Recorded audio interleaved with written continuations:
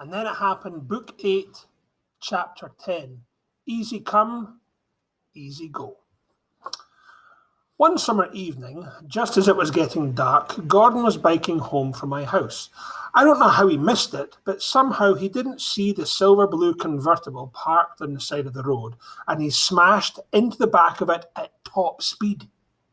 He was launched head over heels like a human cannonball and landed in the front seat, completely unharmed, but very dazed. Just as he was opening the door to get out, he heard a man's voice yelling, "Are you all right?" "I'm fine," said Gordon with a smile. "Not a scratch on me." "Well, that's more than I can say for my car," said the man. "Look, your bike made a huge scratch on my '57 Corvette." "Gee, I'm really sorry," said Gordon. And then he recognized the man. It was the chief of police. "Say, aren't you Gordon Smith?" demanded the chief, peering at Gordon. "I should have known it was you." "It was an accident, really," said Gordon earnestly.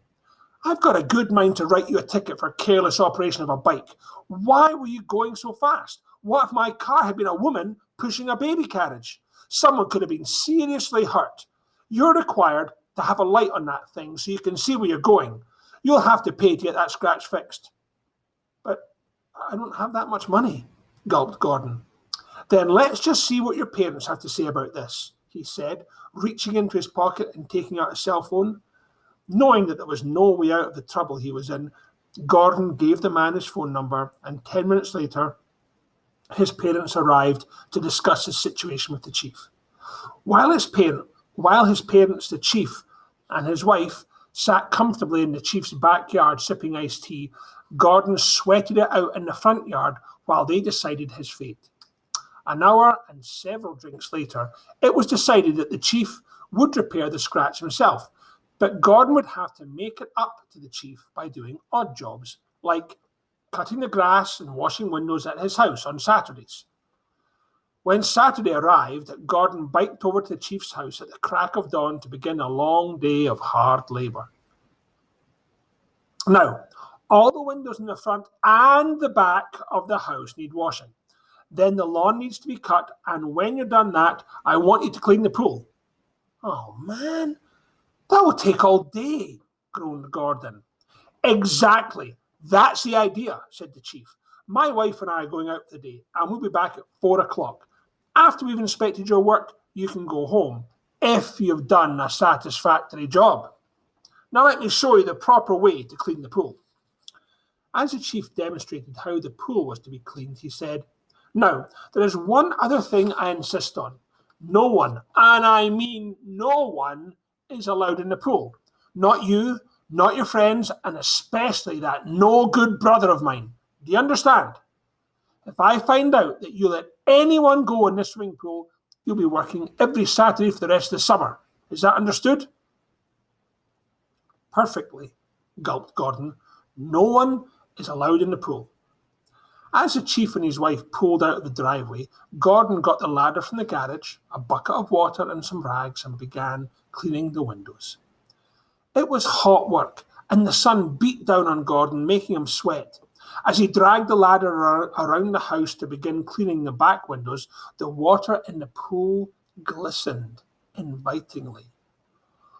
"Boy," thought Gordon, "a quick dip in the pool sure would feel good about now." And then he remembered the chief's words, "No one is allowed in the pool." Sighing, Gordon climbed the ladder and began washing the next window. 2 hours later, hotter and stickier than before, Gordon put the ladder away and took a short break for lunch. "Maybe I could just dangle my feet over the side," he thought. But the words of the police chief came back to him. "No one is allowed in the pool. I don't want to spend all summer working here if someone sees me in the pool and tells the chief," Gordon thought to himself. Just as Gordon was finishing his lunch, Paulo and I decided to drop in on him to see how the work was progressing. Where was I? Oh, yes. Just as Gordon was finishing his lunch, Paulo and I decided to drop in on him to see how the work was progressing. "Hey, Gordon," I said. Man, you look hot. Let's have a quick swim and cool off, suggested Paulo. Don't you dare, said Gordon. If I let anyone near that pool, the chief is going to make me work for him all summer. Oh, come on, he'll never know, I coaxed. No way, insisted Gordon. Anyway, I don't have time for a swim. I've got to go and cut the lawn. Paul and I left Gordon to his task and headed down to the river for a swim as he started up the moor and began cutting the lawn in the hot sun. Just as he was finishing trimming the edges, a car pulled into the driveway. A man got out, and Gordon was startled to see him open the gate and come into the backyard. Hello, called out the man. Allow me to introduce myself. I'm Walter, the police chief's brother. Gordon recognized the man. It was very well known that the chief and his brother did not like each other. In fact, Gordon had heard that the chief had even given his own brother a $100 speeding ticket several days ago. Oh, I'm Gordon. The chief won't be home until 4 o'clock. Yeah, I know, said Walter. I just bumped into him in town. He told me you were working here today because you scratched that precious car of his. I want to ask you a favor. Will you let me have a quick swim in his pool? No, shouted Gordon. I can't. The chief said that no one is allowed in his pool. I know, said Walt with a sly grin, but I'm desperate. I've always wanted to swim in his lovely pool, especially after he gave me that speeding ticket. Heck, I'll even give you $100 if you let me take a quick dip. Wow, $100? Cried Gordon in amazement. The chief said that if I let anyone swim in his pool, he'd make me work every Saturday for the rest of the summer. But for $100, I can keep a secret. Go ahead, but you've got to be really quick about it. Great, thanks, said Walter, removing his t-shirt and jumping into the pool in his shorts.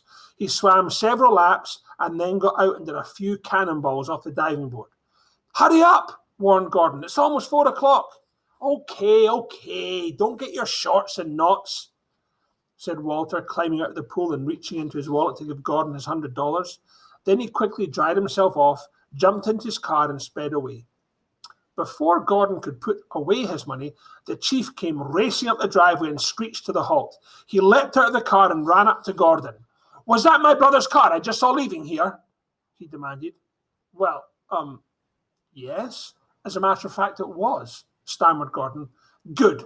I just saw him in town an hour ago, and he promised he would drop off the $100 he owes for the speeding ticket I gave him last week. That must be it, he said, spying the money in Gordon's hands. The chief quickly reached out and snatched up the bills, leaving Gordon open-mouthed and speechless, and $100 poorer.